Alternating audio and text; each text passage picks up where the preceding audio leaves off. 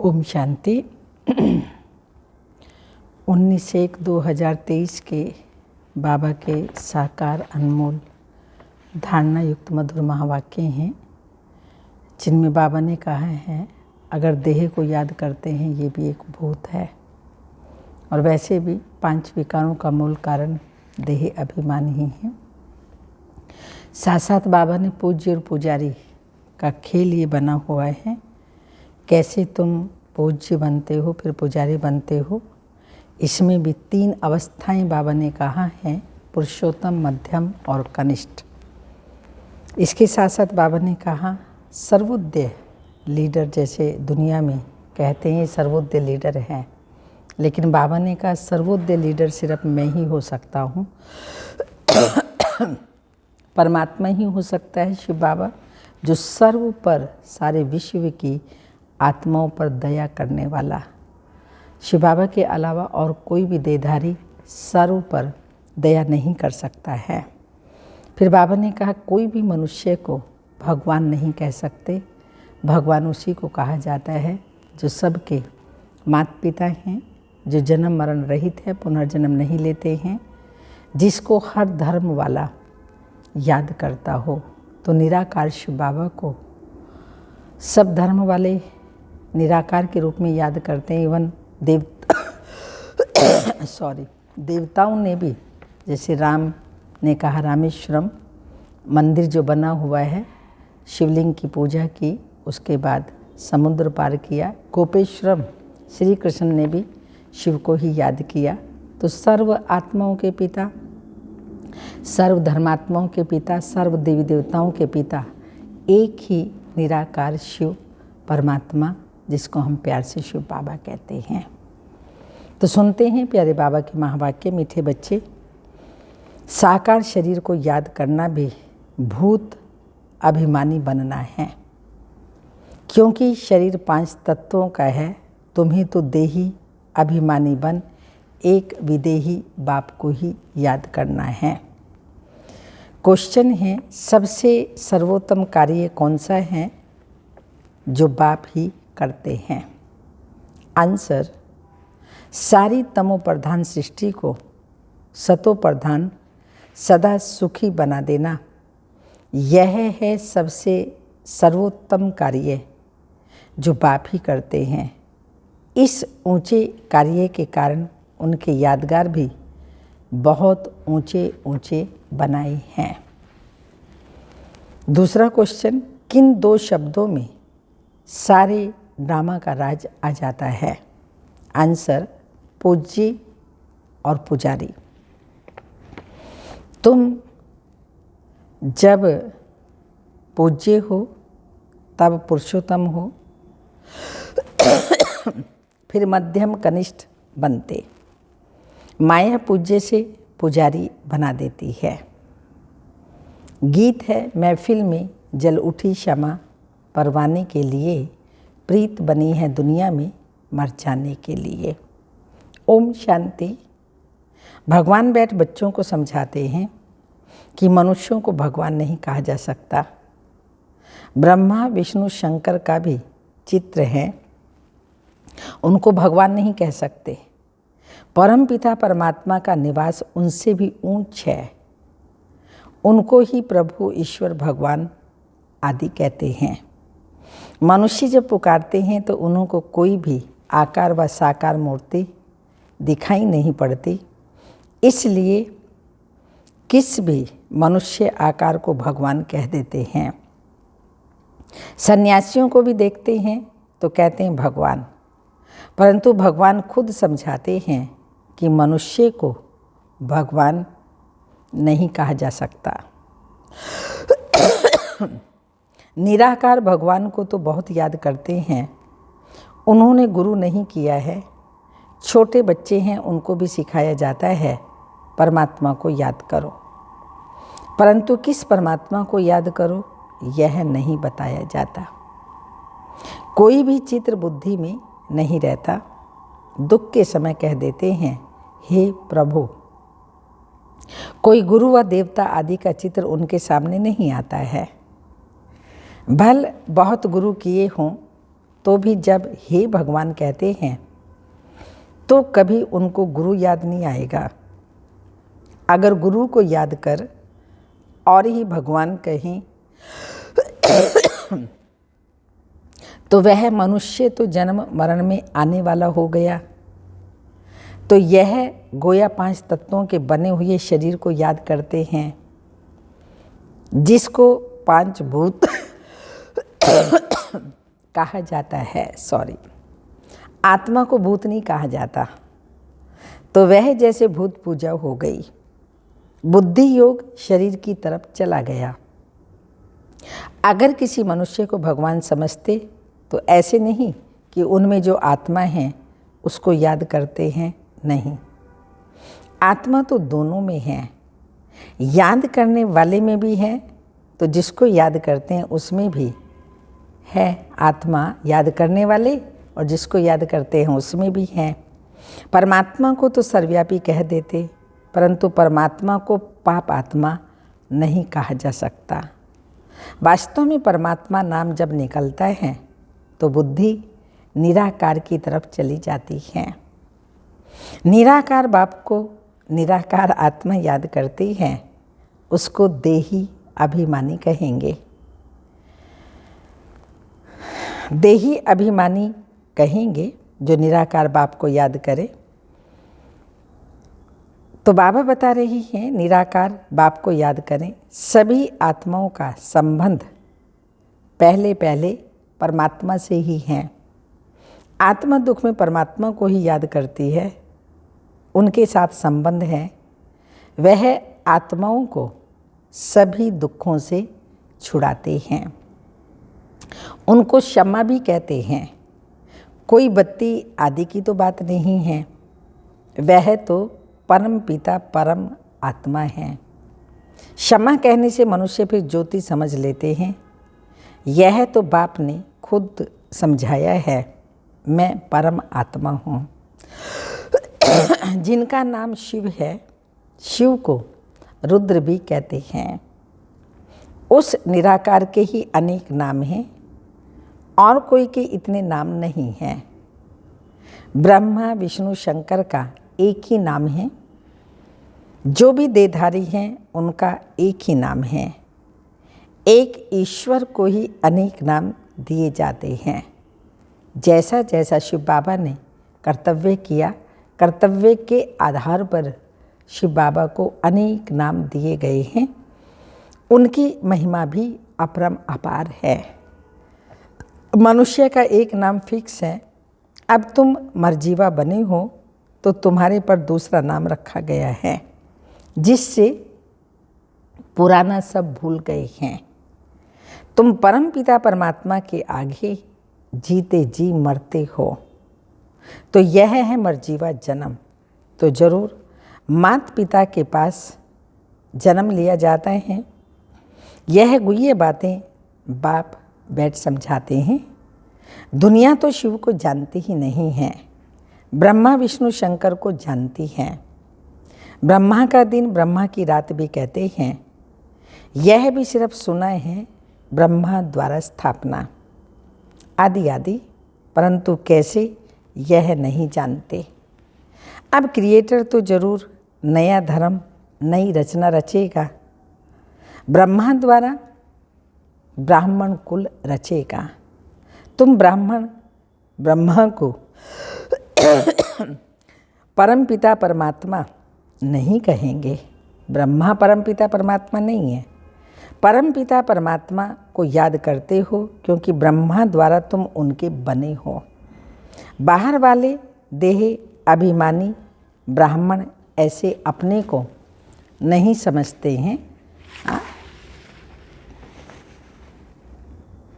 ब्रह्मा के बच्चे शिव के पोतरे वह नहीं कहेंगे। शिव बाबा जिनकी जयंती भी मनाते हैं, परंतु उनको न जानने के कारण उनका कदर भी नहीं है। उनके शरीर में मंदिर में जाते हैं, समझते हैं ये ब्रह्मा विष्णु शंकर व लक्ष्मी नारायण तो नहीं है, वह जरूर परम पिता परमात्मा हैं। और सभी एक्टर्स का अपना अपना पार्ट है, पुनर्जन्म लेते हैं तो भी अपना नाम धरते हैं। यह परमपिता परमात्मा एक ही है, जिसका व्यक्त नाम रूप नहीं है, परंतु मूढ़मति मनुष्य समझते ही नहीं हैं। परमात्मा का यादगार है तो जरूर वह है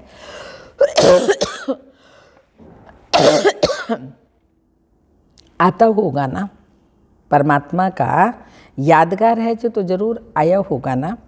स्वर्ग रचा होगा, नहीं तो स्वर्ग कौन रचेगा। अब फिर आकर यह रुद्र ज्ञान यज्ञ रचा है। इसको यज्ञ कहा जाता है। क्यों यज्ञ कहा जाता है? क्योंकि इसमें स्वाहा होना होता है। यज्ञ तो बहुत मनुष्य रचते हैं, वह तो सब भक्ति मार्ग के स्थूल यज्ञ। यह परमपिता परमात्मा स्वयं आकर यज्ञ रचते हैं, बच्चों को पढ़ाते हैं। यज्ञ जब रचते हैं तो उसमें भी ब्राह्मण लोग शास्त्र कथाएं आदि सुनाते हैं। यह बात तो नॉलेजफुल है। कहते हैं ये गीता भागवत आदि शास्त्र सभी भक्ति मार्ग के हैं। यह मटेरियल जो भी सब कुछ है, ये मटेरियल यज्ञ भी भक्ति मार्ग के हैं। यह है ही भक्ति मार्ग का समय। जब कलयुग का अंत आए तब भक्ति का भी अंत आए, तभी ही भगवान आकर मिले, क्योंकि वही भक्ति का फल देने वाला है। उनको ज्ञान सूर्य कहा जाता है।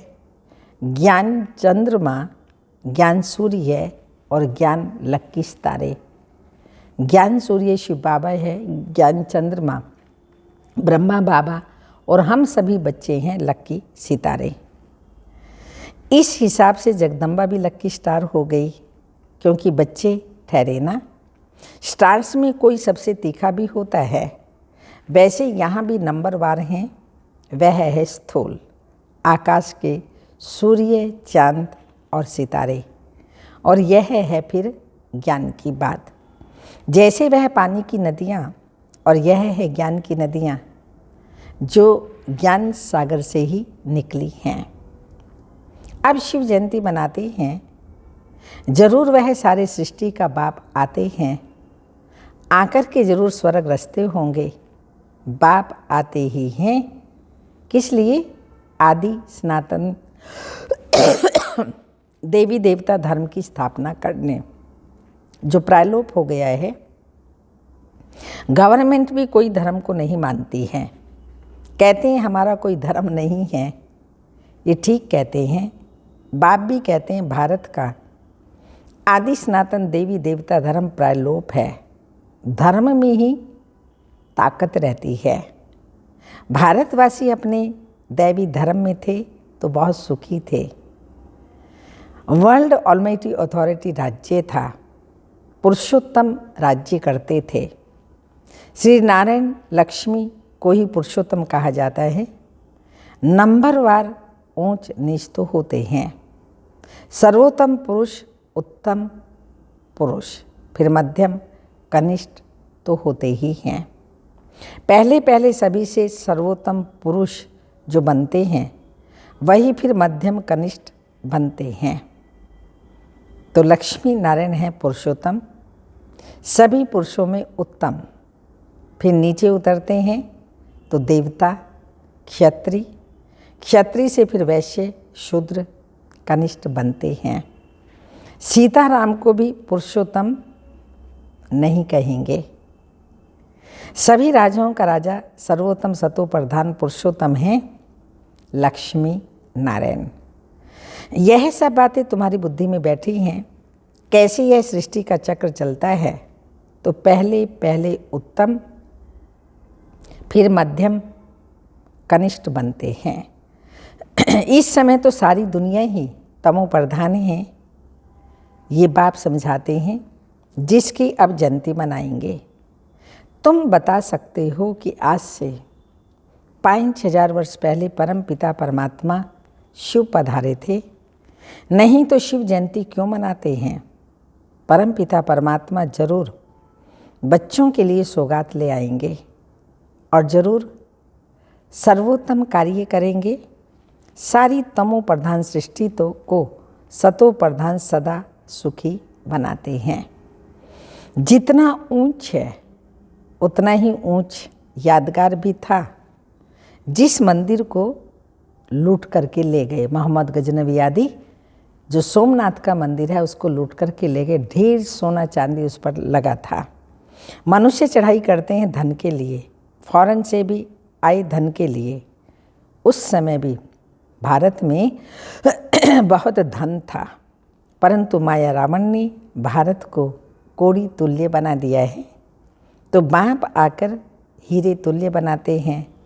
ऐसे शिव बाबा को कोई भी नहीं जानते। कह देते हैं सर्वव्यापी है, ये कहना भी भूल है। नैया पार करने वाला सतगुरु एक ही है। डुबोने वाले अनेक हैं। सभी विषय सागर में डूबे हुए हैं। तब तो कहते हैं इस आसार संसार विषय सागर से उस पार ले चलो जहाँ खीर सागर है। गाया भी जाता है कि विष्णु क्षीर सागर में रहते थे। स्वर्ग को क्षीर सागर कहा जाता है, जहाँ लक्ष्मी नारायण राज्य करते हैं। बाकी ऐसे नहीं। विष्णु वहाँ क्षीर सागर में विश्राम करते हैं। वो लोग तो बड़ा तालाब बनाकर उसके बीच में विष्णु को रखते हैं। विष्णु भी लंबा चौड़ा बनाते हैं। इतने बड़े तो लक्ष्मी नारायण होते ही नहीं हैं। बहुत 6 फुट के होंगे। पांडवों के भी बड़े बड़े बुत बनाते हैं। रावण का कितना बड़ा बुत बनाते हैं। बड़ा नाम है तो बड़ा चित्र भी बनाते हैं। बाबा का नाम भल बड़ा है, परंतु उनका चित्र छोटा है। शिव बाबा ज्योति बिंदु है, पॉइंट ऑफ लाइट। यह तो समझाने के लिए इतना बड़ा रूप दे दिया है। तो बाप कहते हैं मेरा इतना बड़ा रूप नहीं है। जैसे आत्मा छोटी है वैसे ही मैं परमात्मा भी स्टार मिसल हूँ। उसको सुप्रीम सोल कहा जाता है। वह है सबसे ऊंच, उसी में सारा ज्ञान भरा हुआ है। उनकी महिमा गाई हुई है कि वह मनुष्य सृष्टि का बीज रूप है, ज्ञान का सागर है, चैतन्य आत्मा है। परंतु सुनावे तब जब ऑर्गन्स लेवे। जैसे बाबा भी छोटे ऑर्गन से बात नहीं कर सकता, बच्चा भी छोटे ऑर्गन से बात नहीं कर सकता। बड़ा होता है तो शास्त्र आदि देखने से अगले संस्कारों की स्मृति आ जाती है। तो बाप बैठ बच्चों को समझाते हैं फिर से 5000 वर्ष बाद तुमको वही राजयोग सिखलाने आया हूँ। श्री कृष्ण ने कोई राजयोग नहीं सिखाया है। उन्होंने तो प्रारब्ध भोगी हैं। 8 जन्म सूर्यवंशी, 12 जन्म चंद्रवंशी, फिर 63 जन्म वैश्य शूद्रवंशी बने। अभी सबका यह अंतिम जन्म है। यह श्री कृष्ण की आत्मा भी सुनती है, तुम भी सुनते हो। यह है संगम युगी ब्राह्मणों का वर्ण। फिर तुम ब्राह्मणों से जाकर देवता बनेंगे। ब्राह्मण धर्म सूर्यवंशी देवता धर्म और चंद्रवंशी क्षत्रिय धर्म तीनों ही बाप स्थापन करते हैं। शिव बाबा परम पिता परमात्मा स्थापन करते हैं। तो तीनों का शास्त्र भी एक होना चाहिए। अलग अलग कोई शास्त्र है नहीं। ब्रह्मा इतना बड़ा सभी का बाप है, प्रजापिता। उनका भी कोई शास्त्र है ही नहीं। एक गीता में ही है भगवानो वाच्य, ब्रह्मा भगवानो वाच्य नहीं है। यह है शुभ भगवानो वाच्य ब्रह्मा द्वारा, जिससे शूद्रों को कन्वर्ट कर ब्राह्मण बनाया जाता है। ब्राह्मण ही देवता और जो फिर नापास होते हैं वह क्षत्रिय बन जाते हैं। 2 कला कम हो जाती है कितना अच्छी रीति समझाते हैं। ऊंचते ऊंचे परम पिता परमात्मा, फिर ब्रह्मा विष्णु शंकर, उनको भी पुरुषोत्तम नहीं कहेंगे। जो पुरुषोत्तम बनते हैं वही फिर कनिष्ठ भी बनते हैं। तो मनुष्यों में सर्वोत्तम यह लक्ष्मी नारायण हैं, जिनके मंदिर भी हैं, परंतु उनकी महिमा कोई जानते ही नहीं हैं, सिर्फ पूजा करते रहते हैं। अब तुम पुजारी से पूज्य बन रही हो, माया फिर पुजारी बना देती है। ड्रामा ऐसा बना हुआ है, जब नाटक पूरा होता है तभी मुझे आना पड़ता है, फिर वृद्धि होना भी ऑटोमेटिकली बंद हो जाता है। फिर तुम बच्चों को आकर अपना अपना पार्ट रिपीट करना है। ये परमपिता परमात्मा खुद बैठ समझाते हैं।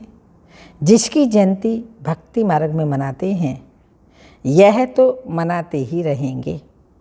स्वर्ग में तो कोई की जयंती नहीं मनाते, श्री कृष्ण राम आदि की भी जयंती नहीं मनाएंगे। वह तो खुद प्रैक्टिकल में होंगे, यह तो होकर के गए हैं, तब मनाते हैं। वहाँ वर्ष भर श्री कृष्ण का बर्थडे नहीं मनाएंगे। वहाँ तो सदैव खुशियाँ ही खुशियाँ हैं, बर्थडे क्या मनाएंगे। बच्चे का नाम तो माता पिता ही रखते होंगे, गुरु तो वहाँ होता नहीं। वास्तव में इन बातों का ज्ञान और योग से कोई कनेक्शन नहीं है। बाकी वहाँ की रस्म क्या है सो पूछना होता है, या तो बाबा कह देंगे वहाँ के कायदे जो होंगे वह वहाँ चल पड़ेंगे। तुमको पूछने की क्या दरकार है, पहले मेहनत कर अपना पद तो प्राप्त कर लो, लायक तो बनो, फिर पूछना। सॉरी, ड्रामा में कोई ना कोई कायदा होगा। अच्छा, मीठे मीठे सिक्के लदे बच्चों प्रति माता पिता बाप दादा का याद प्यार, गुड मॉर्निंग, डायमंड मॉर्निंग। रूहानी बाप की रूहानी बच्चों को नमस्ते। हम रूहानी बच्चों की रूहानी माता पिता बाप दादा को याद प्यार, गुड मॉर्निंग, डायमंड मॉर्निंग, ओम नमस्ते। धारणा के लिए मुख्य सार हैं, अपने को निराकार आत्मा समझ, निराकार बाप को याद करना है, किसी भी देहधारी को नहीं। मर्जीवापन पुरानी बातों को बुद्धि से भूल जाना है। सेकंड पॉइंट, बाप के रचे हुए इस रुद्र यज्ञ में संपूर्ण स्वाहा होना है। शूद्रों को ब्राह्मण धर्म में कन्वर्ट करने की सेवा करनी है। वरदान है दिनचर्या की सेटिंग और बाप के साथ द्वारा हर कार्य एक्यूरेट करने वाले विश्व कल्याणकारी भव। दुनिया में जो बड़े आदमी होते हैं उनकी दिनचर्या सेट होती है। कोई भी कार्य एक्यूरेट तब होता है जब दिनचर्या की सेटिंग हो। सेटिंग के समय एनर्जी सब बच जाते हैं। एक व्यक्ति 10 कार्य भी कर सकता है। तो आप विश्व कल्याणकारी जिम्मेवार आत्माएं हर कार्य में सफलता प्राप्त करने के लिए दिनचर्या को सेट करो और बाप के साथ सदा कंबाइंड होकर रहो। 1000 बुझाओ वाला बाप आपके साथ है तो एक कार्य की बजाय 1000 कार्य एक्यूरेट कर सकते हैं। स्लोगन, सर्व आत्माओं प्रति शुभ संकल्प करना ही वरदानी मूर्त बनना है। सर्व आत्माओं के प्रति शुद्ध संकल्प करना ही वरदानी मूर्त बनना है। अव्यक्त इशारा, आप ऑलमाइटी गवर्नमेंट के मैसेंजर हो। ऑलमाइटी गवर्नमेंट के मैसेंजर हो। कोई से भी डिस्कस में अपना माइंड डिस्टर्ब नहीं करना। किसी भी बात से अपने चेहरे पर व मन की स्थिति में अंतर नहीं लाना। मंत्र सदा याद रखना।